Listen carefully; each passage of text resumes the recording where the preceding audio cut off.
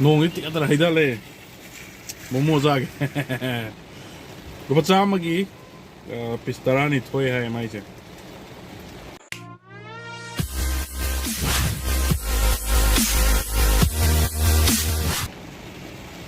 ISBT gi get mana tak ilain, kek ngomong dah.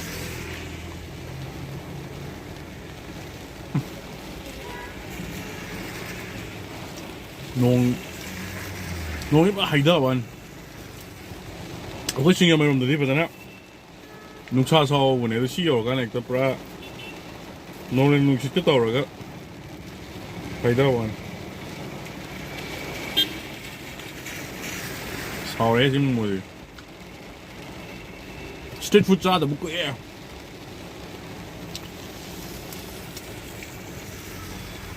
Masih cha sih ni. Ani pujuk lockdown ji corona ji later ba khang bi loina ba unlock tawre ji street food ki video jai namning mene osi nong yi to pa lai te na manung loina pammaga momo mukbang an tawle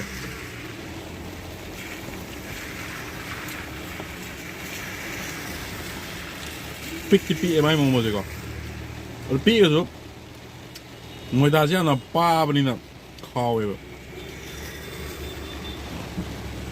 là gì vậy?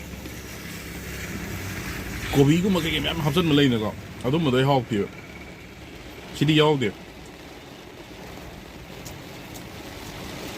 mới nghe, mua đồ chính phải học vậy.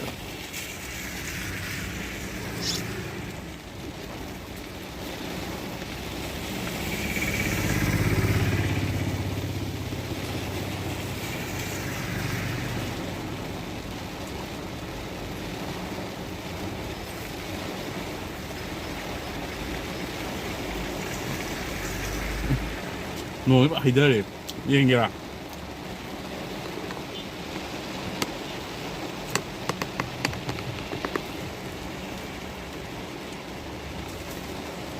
ISBT Momos này lấy Chingmeirong ke.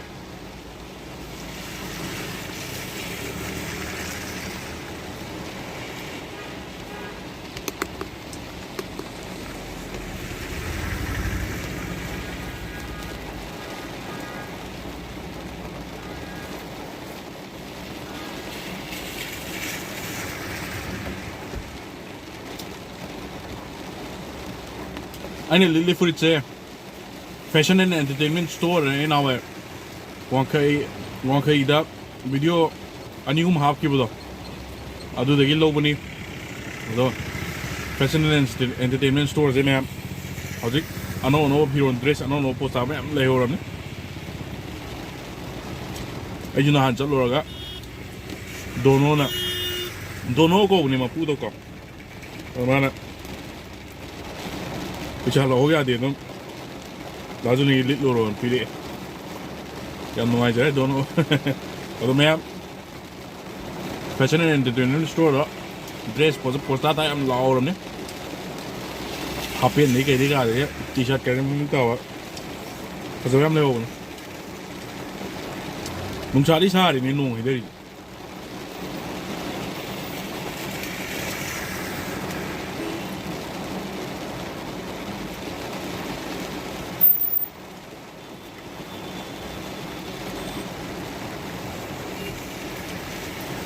Street food के video का आपके लाख बने हो Chingmeirong से मोई street food अच्छी खांगे पानी पूरी के को लाइक आई चु साइडा क्या नॉलेज जो ऊपर मनिंग द खाती में खाली में है अब तो वीडियो का बियार का नोंग सी पता नहीं फायदा है मोमो जी पिस्ता इन थोड़ी है ना पिस्ता इन थोड़ी तो बच्चा हमारा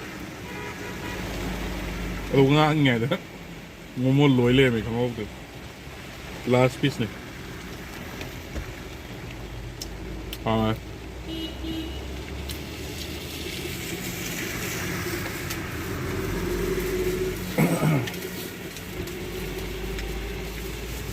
sup nasi main pilih, pau jala,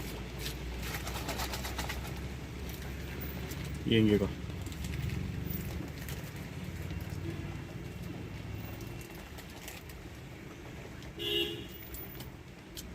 ꯍꯥꯎꯋꯦ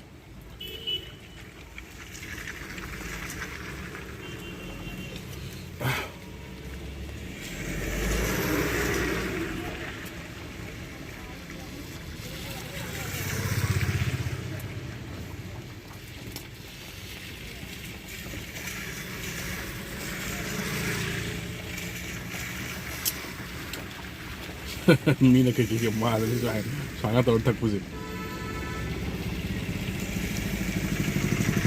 ꯑꯩꯅꯗꯤ ꯏꯆꯝ ꯆꯝꯅ ꯁꯨꯞ ꯊꯛꯆꯔꯤꯕ ꯒꯥꯔꯤ ꯃꯅꯨꯡꯗ ꯁꯨꯃꯥꯏꯅ ꯊꯛꯑꯒ ꯃꯌꯥꯝꯅꯒ ꯌꯥꯝ ꯁꯥꯊꯤꯕ ꯅꯨꯄꯥꯒ ꯃꯥꯜꯂꯝꯒꯅꯤ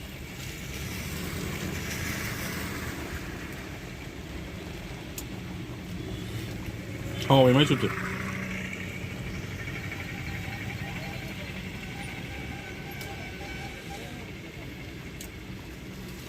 사갈래 AC 타다보게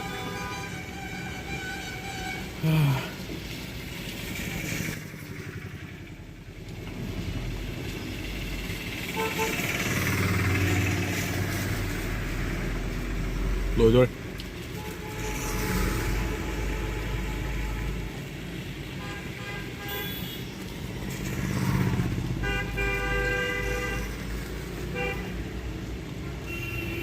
ꯅꯨꯡꯁꯥꯗꯤ ꯐꯖꯅ ꯁꯥꯗꯣꯔꯦ ꯅꯣꯡꯗꯤ ꯑꯗꯨꯝ ꯇꯥꯔꯤ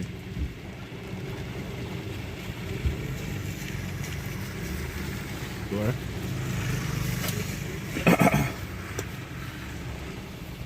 Thank you so much.